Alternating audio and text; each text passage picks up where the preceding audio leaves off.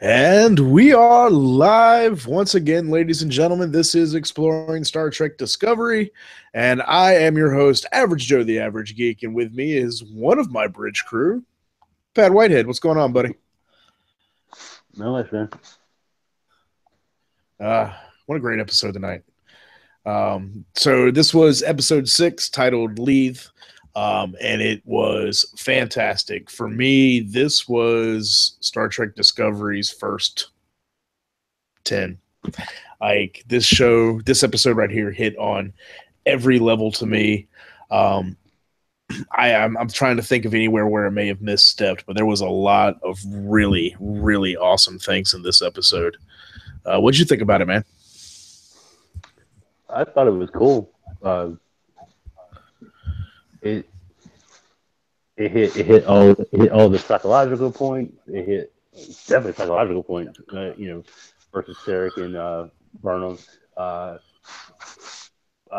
Lorca. Not showing PTSD basically. Quite a little bit, yeah. Dude, God, phaser on the pill, set to kill. Did you see it? It was like, holy crap. Yeah, he's a broken man. Yeah. He's a great captain. But he's a broken individual. And this episode definitely kind of showed that. He has some very manipulative instincts with him as well. So it's gonna be very interesting to see where this goes. So yeah, let's just kind of start right there at the beginning. One of the greatest things is seeing Vulcan. Like, I love spending time on Vulcan. We don't get to spend a lot of time on Vulcan, and every time we see the planet, there's another layer added to it. The visuals of the Vulcan city was great. Actually being able to see the interior and cockpit bridge area of the Vulcan ship. Of the Vulcan ship was really, really awesome. It was kind of interesting. Like, it's literally a window with digital overlay that you're literally Right. watching. You literally see everything. It's like, Jesus, that's kind of cool. I mean, continuing starting at the beginning, but renegade Vulcan. Yes. that has no bones, they're blowing themselves up and shit. Like, holy crap. Now, this is a continuation of things that we saw in Enterprise. So this is a continuation of that. Not everything is, hunky-dory, sunshine, and lollipops on Vulcan. That there are logic extremists that are willing to murder to keep the Vulcan society pure. It just goes back to the great paradox that is the Vulcan people. When it comes down to it, the Vulcan people feel emotions more deeply than almost any other race in Star Trek, except maybe human beings. And it is through the teachings of Surak and that constant quest for logic that the Vulcans temper themselves, because without that temperance, they are turned up to 11. They're turned up to 11. They are violent people. But it was the teachings of Surak, which kind of tempered all that. So we get to see that in this episode, and I can't say I was expecting to see these logic extremists pop up in Discovery. But so seeing them, use the extremis virus from Iron Man to turn himself into a bomb was pretty wicked. Trying to take out Sarek, man. Don't mess with my boy Sarek. Extremists transcend any universe, man. I mean, Tony Stark, man, right? Good job, dog. It's the Vulcan extremis virus. Yeah, man, it was a lot of really good stuff there. And that whole idea of these logic extremists, once again, puts Vulcan culture into that lens. I think sometimes as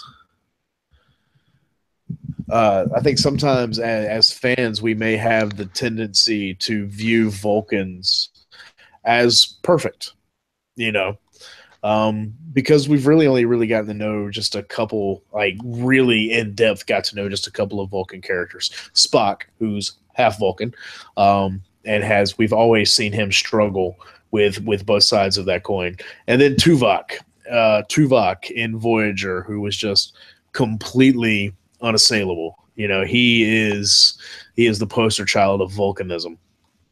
The Vulcan's Vulcan. Yeah.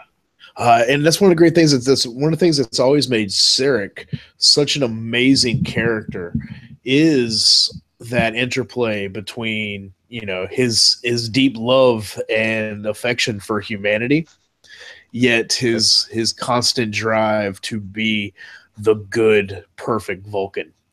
Um, and we see those kinds of conversations in this episode, in the you know, I don't want to call them flashbacks, but when Michael Burnham is inside Sarek's mind because of his katra, and she's experiencing these things in Sarek's mind.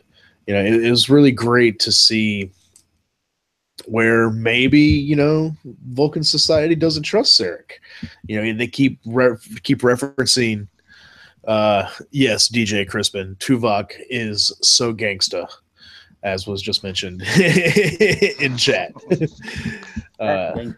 Okay. Yeah, Okay. Tuvok is great. Yeah, you can't hate on Tuvok. Logic extremist is an oxymoron. Yeah.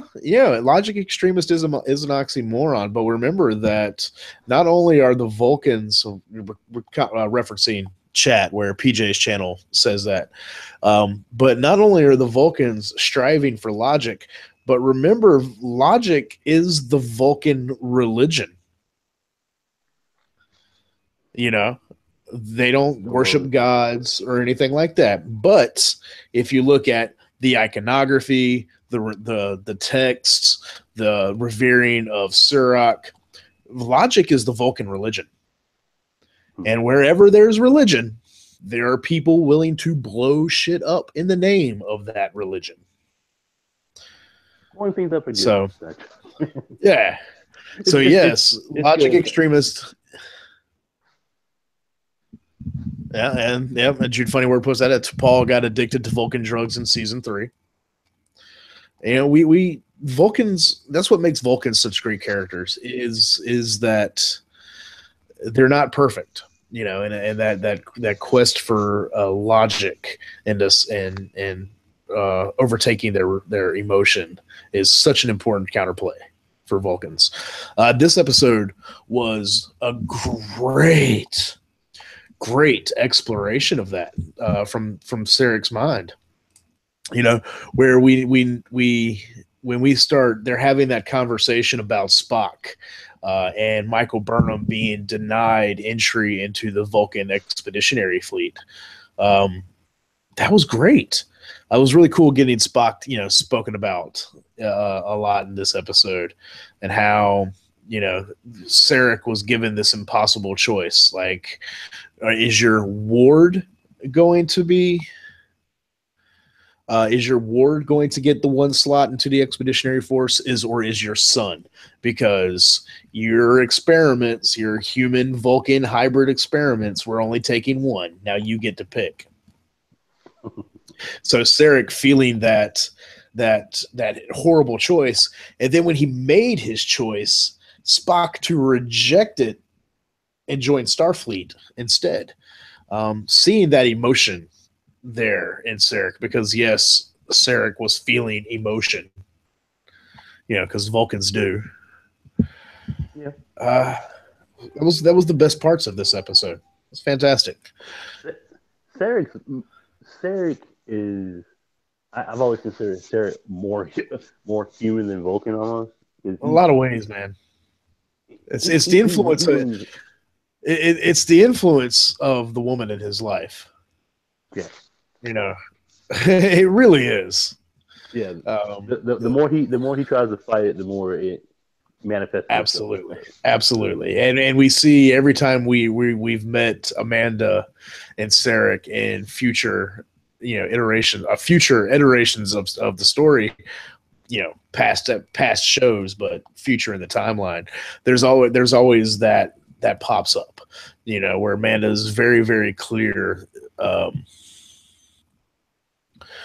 very clear that she knows Sarek loves her very, very deeply. And, James Frain portrays that wonderfully in Discovery. PJ's channel explains why he's so upset at Spock, because his choice, for Spock to join the Expeditionary Force was for nothing. Maybe, maybe. We know in the book Desperate Hours by David Mack, which is adjacent canon, it is more canon than any Star Trek novel in history has ever been. And it explores that kind of aspect, because we see Michael Burnham and Spock working side by side. And there's Spock and Sarek haven't spoken to each other in 4 years at the point of that novel. And that novel was 2 years before Discovery. So presumably Spock and Sarek haven't spoken to each other in 6 or 7 years. Which is really interesting, because Michael points out that she has spoken to Sarek since then. As we've see they speak relatively often in Discovery. So it's really great to get that kind of interplay, that exploration of Sarek as a character in this episode, and then an exploration of Michael Burnham via that relationship. Because we saw a lot of character growth from Michael Burnham here. Yeah, we did. She's what? Oh no, I was agreeing with you. Yeah, we did take. What is the guy? His name? What is the new security? Ash Tyler. Name again? Ash Tyler. Ash. Okay. Or as many people online are calling him, Volk. But that's another discussion we'll get to later. Okay. When Burnham and Ash first met, Burnham was hardcore Vulcan in their first encounter. But he was cool. He was really cool about it. Michael Burnham. The whole thing about first impressions of everything. He said, "We're here right now." Extending his hand out. Basically telling her, "Pass is a pass." Yeah. You're a functioning member of a Starfleet crew right here, right now. Yeah. Kind of pounded the table a little bit, Yeah. That was kind of cool. And throughout the interaction with Sarah through the makeshift link there, it's kind of cool. You got to see Burner when Sarah told her, you were denied access to the exploratory force. Yeah, expeditionary force. Burner, yeah, she acted. She acted like a teen, like ticked off, and he's like, "I want to go home." And Sarah's like, humiliation is human. You're acting. Yeah. You're acting too human here. Yeah. And her maturity in that conversation, which is a difficult conversation for anyone to have, and I can't imagine being, because as we just spoke about that, Sarek obviously has great feelings for Michael. If he did not, he would have adopted her, and he would never have put in such care and drive and give a damn into her being raised right beside Spock. If he didn't have those feelings of affection for her, because again, regardless of what Vulcans say, they feel emotion, and they feel it more deeply than most other species in Star Trek. And I couldn't imagine having to choose between my two kids. Both of my kids are up for a very similar position, and I have to make that choice between which one's going to go. That would be an impossible choice for a father to make. in most circumstances, I imagine. So Michael's maturity at hearing this was wonderful. Yeah, it pissed her off, and that's okay. It's just okay. You're pissed off. Where do we go from here? Um, this was a wonderful episode. Yeah, I mean, I do love the I don't love it. Not say love, but the the uh the guy talking to Sarah. He was I never really heard a Vulcan act like a dick as much as that guy was acting towards Sarah. You know, Oh man, we see Vulcans be very penisy a lot. but this is open. This was open. F you, Sarah. We're gonna take Right. one of your kids. Yeah. So we'll take the one closest to Vulcan. Right. Yeah. Yeah. So we haven't even talked about this yet, but we got a huge revelation about Michael Burnham's character in this episode as well. Remember in the prologue episodes 1 and 2, which we've been calling the prologue of the show, and it showed Michael Burnham's character in the Vulcan Learning Academy, and then the Taking in bombs all going information off and and rapid stuff like fire. that. I assumed, and I assume many other people may have assumed that was the Klingon attack. That was the Klingon attack. And I mean, now we look back logically, it makes sense. Like, why would she be in the Vulcan Academy if her parents weren't already dead? But I think we kind of assumed that was when her parents were killed, and that's when Sarek found her and saved her. Now we know that it was the Vulcan jihadis that tried to kill Michael Burnham in that scene. Yeah, and it was in revealing that she's like, oh yeah, so they had tried to kill you. No, they did. No, I got you. Yeah, I was dead for 3 minutes. Like, oh, okay. Hey, yeah. This was a very dense. That was Densha. This was a very dense episode. A lot of things went on in this episode. Was it, this action-packed stuff like we've kind of got to get used to of Discovery in the past 5 episodes? No. But this episode, this episode was super legit. Super legit. Yes, PJ's channel. Stamets is very different now, and I have a theory for that. Well, one of 2 theories. We'll see which one is there, and we'll get there shortly. Is it a groovy theory? Yeah, the groovy theory. Like he's been tripping on shrooms, which mellows people out.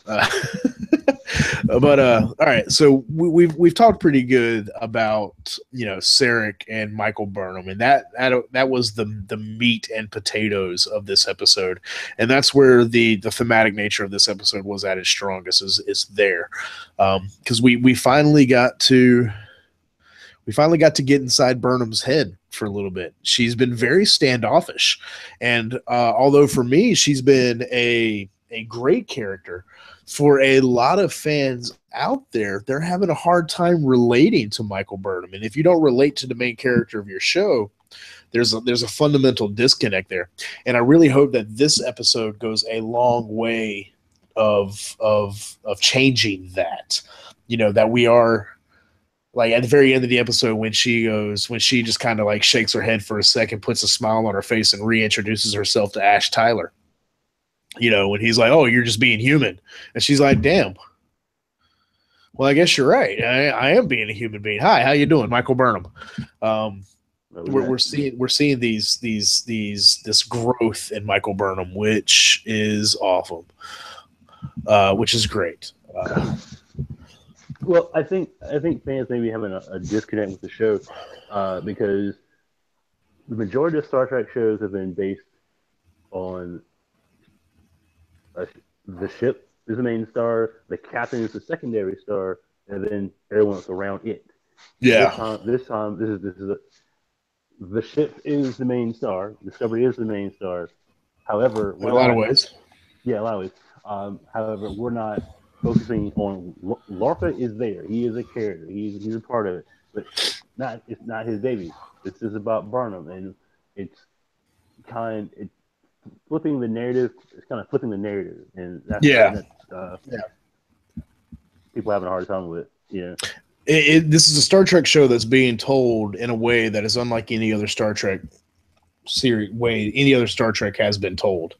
We're getting the longer serialized arc. We're getting that the main character, isn't on the bridge all the time. Although at the end of the episode, she was offered the science station there on the bridge. So I wonder if next week we might see her with the shiny comm badge again. Maybe she gets recommissioned. I'm hoping she gets commissioned soon, because Starfleet is all about forgiveness and hope.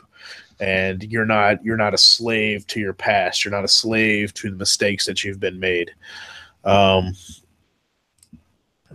PJ's channel says Amanda tells Michael to embrace her human side, and Michael is finally taking that advice. Absolutely. And it's going to make her a better character from the large meta sense. But within that, it's going to make her a better person. It's going to make her a better Starfleet officer. Because remember, Michael Burnham did not go to Starfleet Academy. Right. Spock did go to Starfleet Academy. He left the Vulcan Science Academy and went to Starfleet Academy. Michael Burnham did not. Michael Burnham went directly from the Vulcan Science Academies to serving in Starfleet. She did not have that education in San Francisco on Earth around a bunch of human beings, getting drunk, being college kids, stealing shuttles and accidentally getting people killed a la Tom Paris.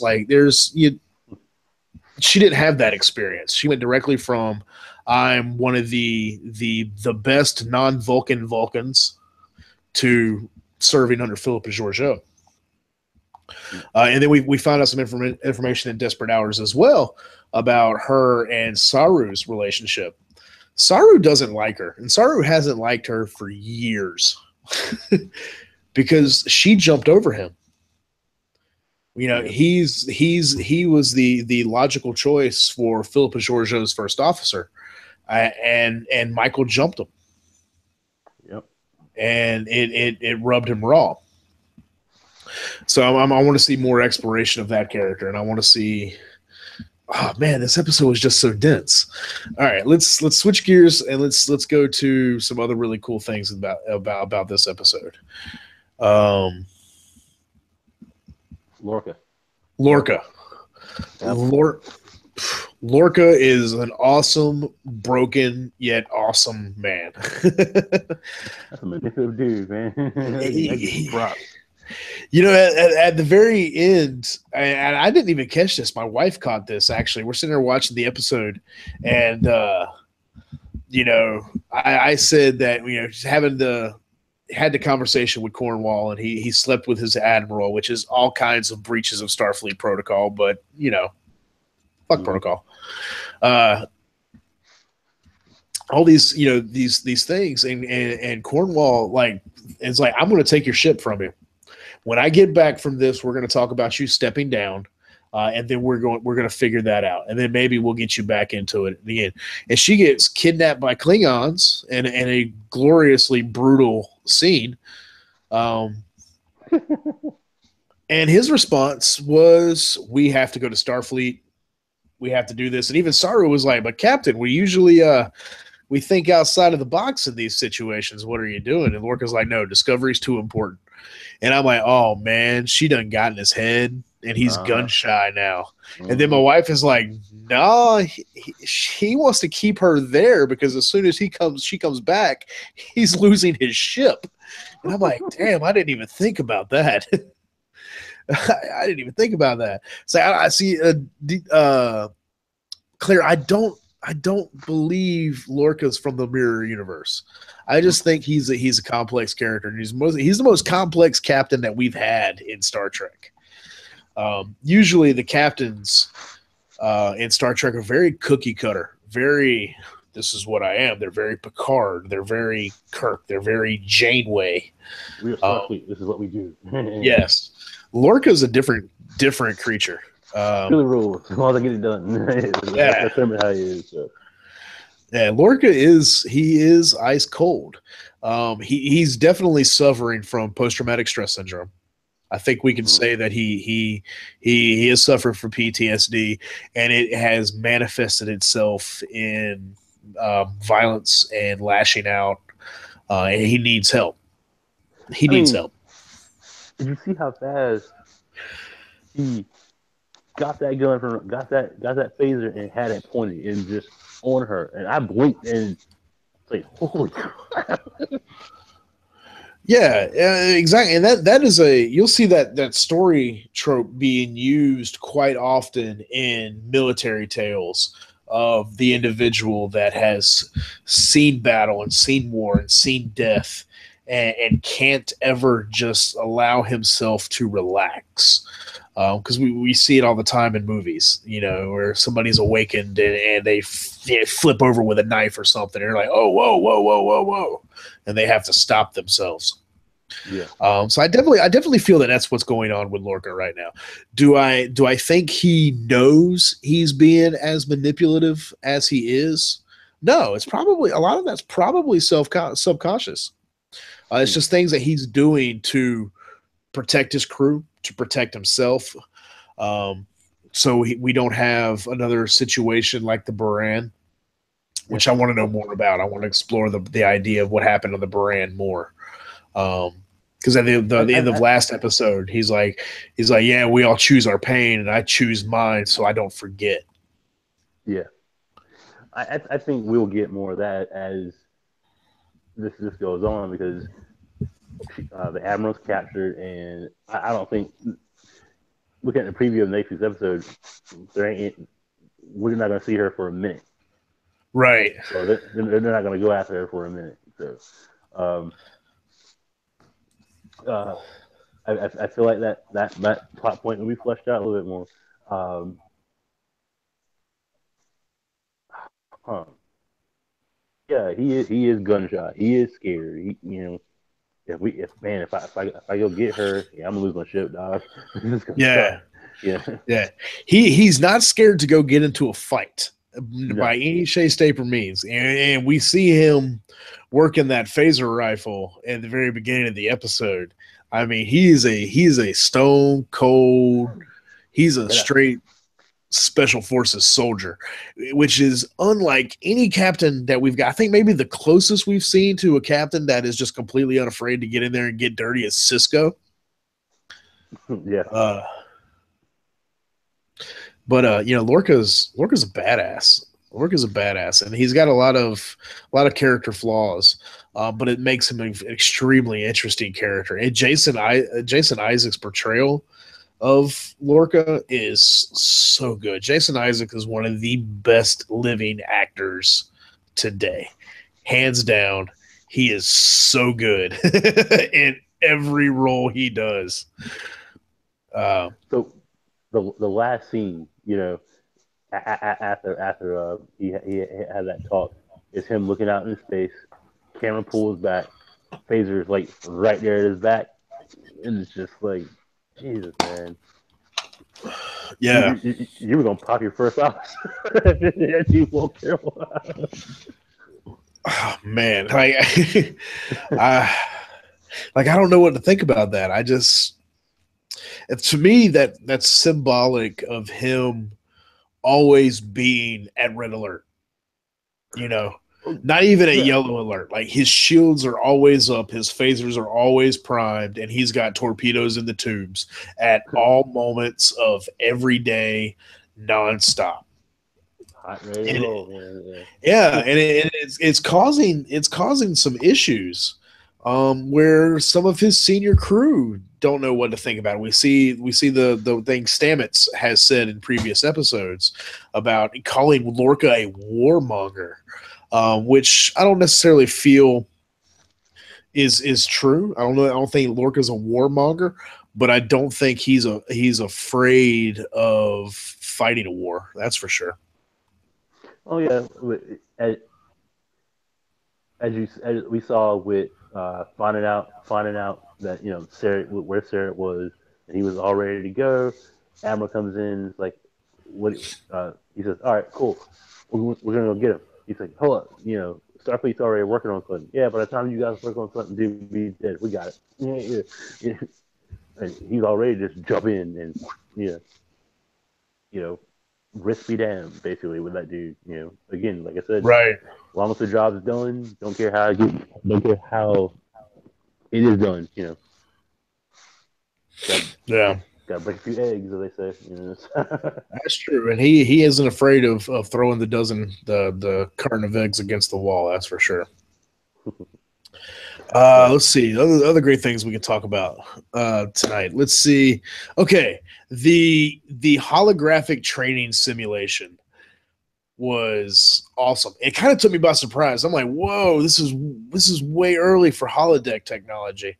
But maybe it's not a holodeck. Like I don't think they're at the capability yet to do like holographic novels and the things that we see go on in Next Generation, DS9, and Voyager with the holodeck.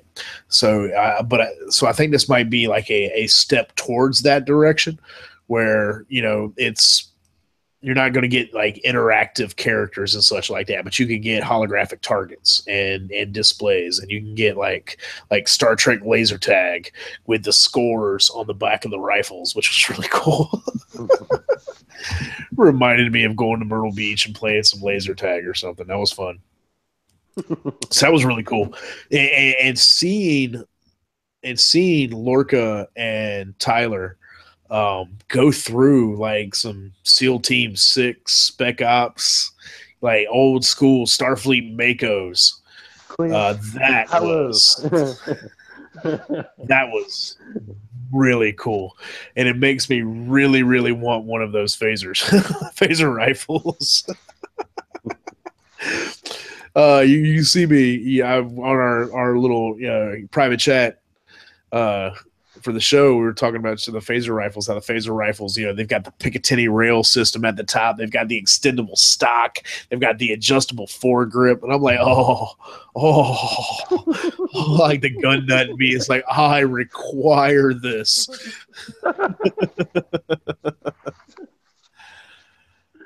It looks like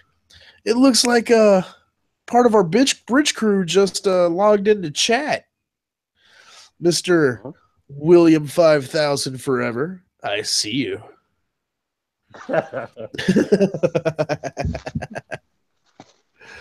Oh yeah, so that was really awesome. The nebula, the visuals and the colors of the nebula are just so vibrant, and it looked so good in 4K HDR.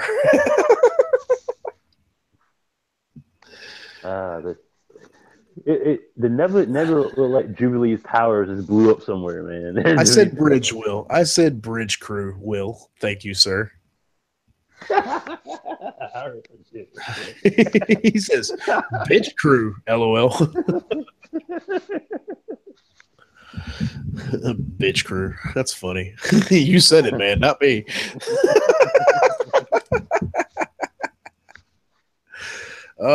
Let's see. What else?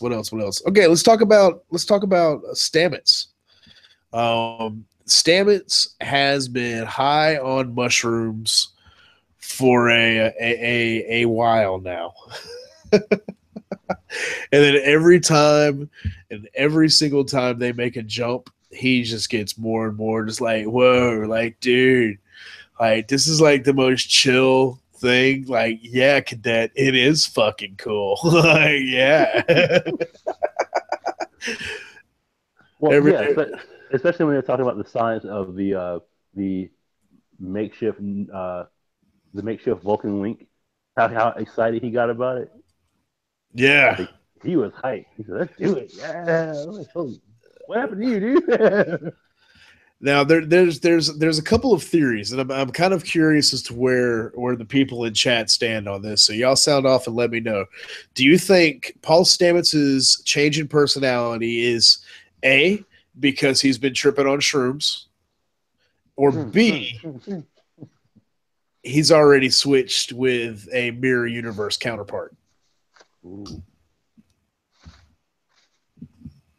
I go with shrooms. So you think he's just tripping on shrooms? All right, chat. Let's hear it. Like right now, is Paul Stamets a change in personality because he's high on mushrooms, or because he's switched with a mirror universe counterpart? I'm kind of curious as to where chat stands on this. Shrimp. But I gotta say, while we're waiting for some replies to pop up, like in the third episode where we meet Paul Stamets, I didn't like him. Got a stick out his butt. Like he was a cool character, but I did not like the guy.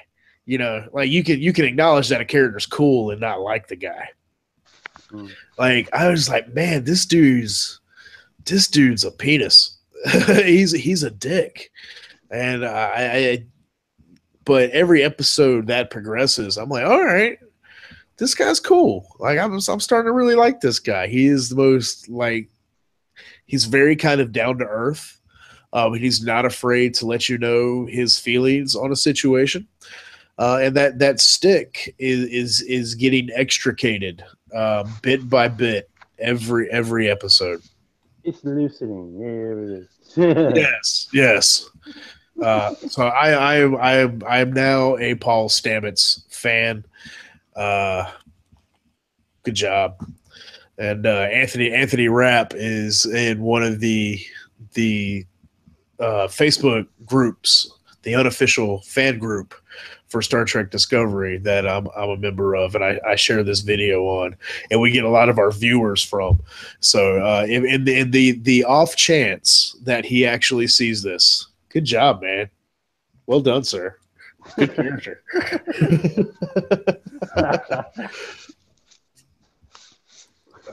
Oh yeah, good character. As I'm talking crap, but okay. And he's not like the other, chief engineers. I don't know, like, is he even the chief engineer? I know he's in charge of the S drive, the Spore Hub drive, but is he in charge of the Cochrane drive? Is he maintaining the intermix chamber, the dilithium crystal flow, and the plasma? Is he where is he chief engineer? Has this even really been established yet? Nope. I'm kind of curious. Let's see what's going on here in chat.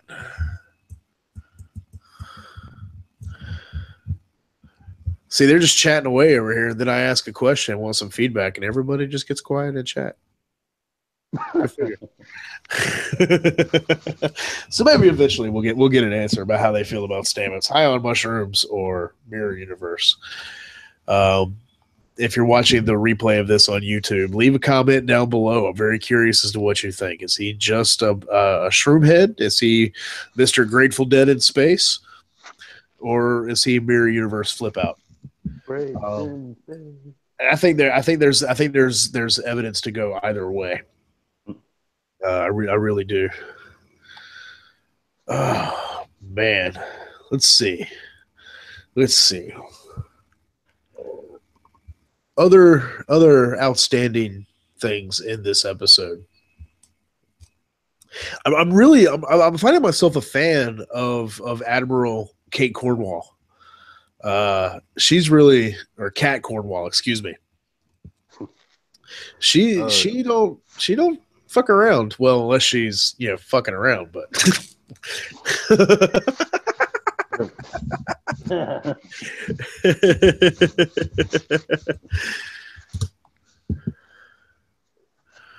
she ain't making it, bro. I'm sorry. Projecting it into the future. Oh yeah, you think she's dead, huh? I think you might be right. I think she dies, and I think she dies right in front of Lorca, and Lorca goes nuts on the Klingon that killed her. I kind of feel like we have okay, I'm logging it right now in this episode that we're going to get a hand-to-hand battle between Gabriel Lorca and General Cole. Oh. Yeah. Because that'd be awesome, and that's how I'd write it. That Cull kills Cornwall right in front of Lorca, and Lorca snaps and goes off. It's like, oh, you think human beings are these weak little primitive creatures, right? Well, I'm gonna show you how weak these human beings are. And he opens up a can of standard issue Starfleet whoop ass. Oh god. I mean, that scene writes itself, don't it? Yeah. It really does. That's what I want to see. Man. All right, so what would you rate this episode, man?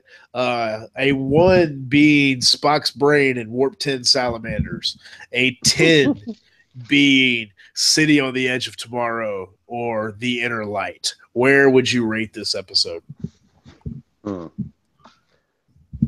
I would give it an 8. An 8 for all of the character progression that was going through this episode, mainly. The revelations about Burnham and the assassination attempt. There are rogue Vulcans that don't care about themselves, and they will blow themselves up to get what they want or have a point proved. So yeah, and then in the back end, the little bit of action of Klingons killing the Admiral security officers and the supposed host. So that was kind of cool. Yes, man, Klingons. Can we? All right, let's just talk about the Klingons for a second, okay?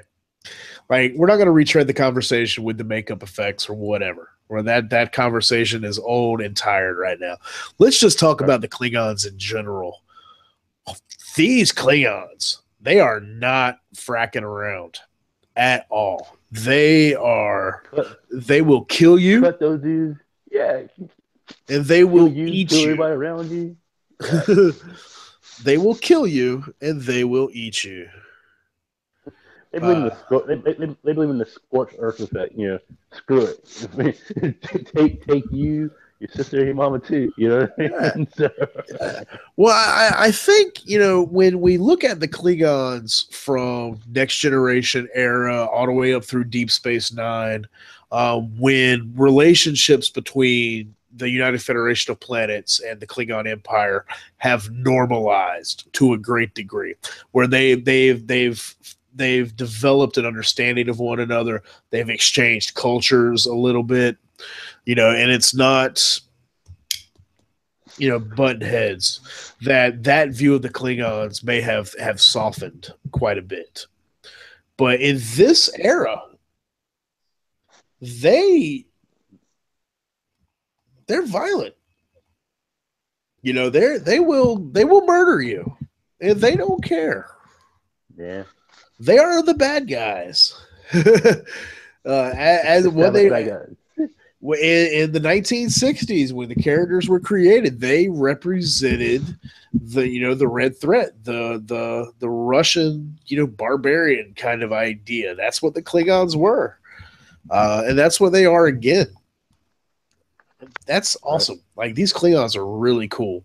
I found myself, as they've adjusted the Klingon makeup a little bit from what we saw in the first one and the prologue episodes to what we're seeing now. They've kind of widened the eyes a little bit. They've softened the temple some, and they've made it where they can emote more and they can speak more clearly through the makeup. And it's making them, and it's so much better. Like General Cole, that dude's menacing. I like how he looks at the red on his eyes. Yeah, that's kind of cool, man. It's like, I wonder if he wakes up in the morning and puts on war paint, or if that's tattooed in or like laser etched in. I want to know, because it's cool. It's cool looking. Yeah, I love what he said to the Admiral, man. I do like what he said to the Admiral. He's like, man, I was hoping to get Sarah, high-ranking Vulcan ambassador. Yeah. But you are so much better. Yeah. I can't wait to meet you. I was like, oh, what you gonna do, bro? Man, and I hope she just spits right in his face, just right in his face. She's gonna wipe it off, smile for a sec, hit in the Because face. the Klingon, they have such a view of humanity. The Klingons in this particular time frame have such a view of humanity. They view humanity as just being as weak. Uh, and time again, humanity steps up and goes, no, like don't mess with us.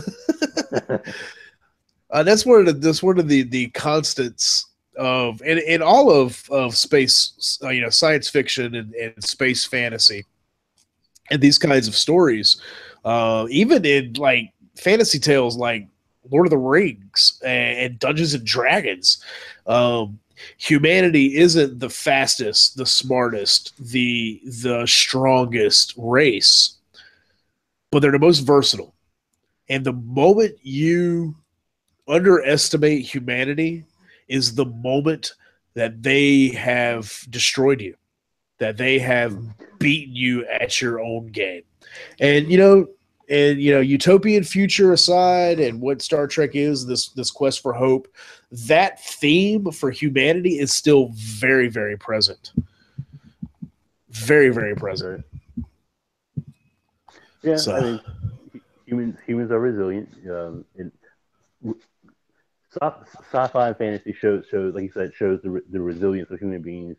Um, we our first encounter with an unknown kind may result in our butts getting kicked and everything, but we rise up like Saiyans from every battle. We learn, and Rise up like now see, there you go. We're opportunity geeks.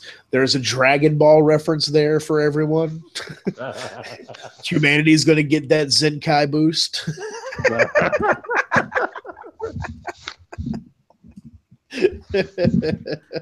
We're all about that Kaioken, bro.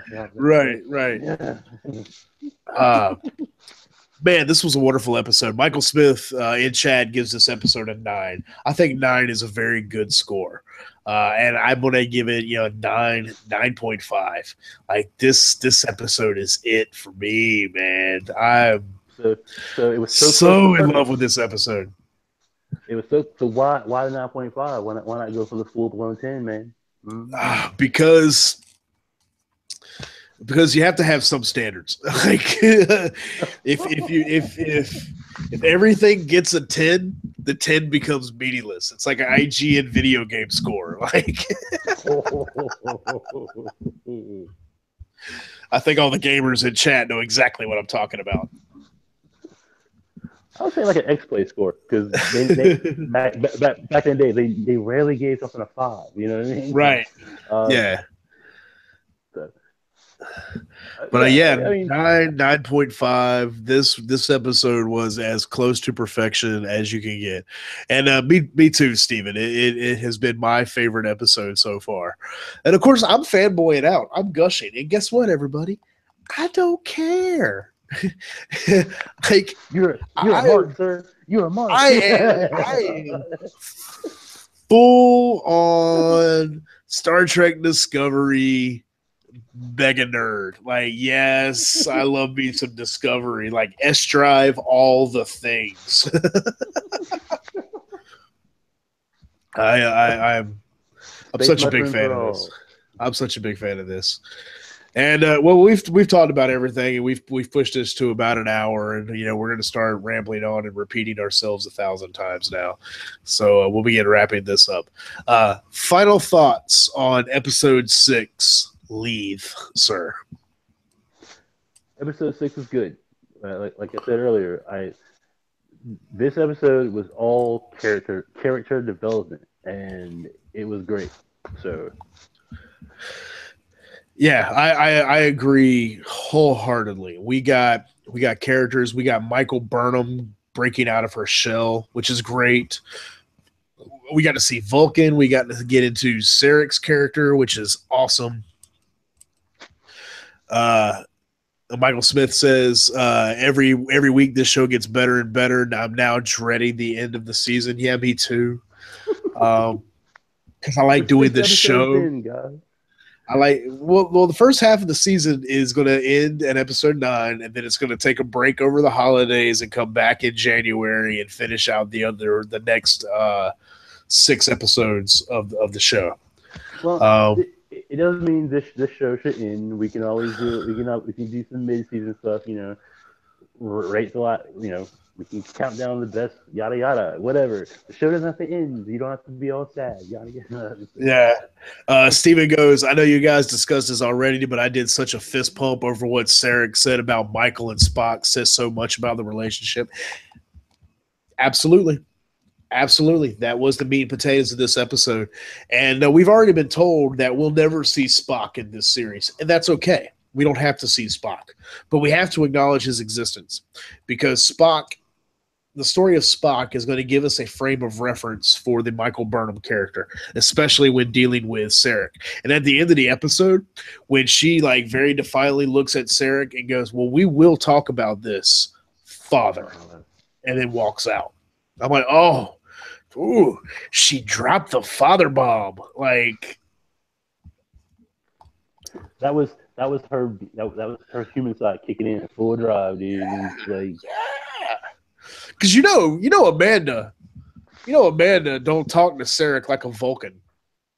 yeah. Like, you're married, I'm married. We know the truth, and I'm sure any other married guys in the chat knows the truth. Like, there ain't nobody else in this world that can talk to you like your wife. You can be so full of bullshit to everyone else on the planet, but your wife's gonna look you in the eye and go, nah, you know better. So I can imagine that after this little incident, Amanda is going to have some choice words for Sarek. And we're going to see a continued growth of their characters. And yes, Stephen, it was very powerful. Very powerful. Like when the artificial mind meld through the technology, which was really cool, when that happened and Sarek reaches up and hits that transponder, man, I cheered. I'm like, oh yes, oh so good, man. The feels, I got the Trekkie bumps. Hashtag Trekkie bumps. Hashtag Trekkie bumps. Hit you in the Trekkie parts. It hit me in my hashtag Trekkie parts.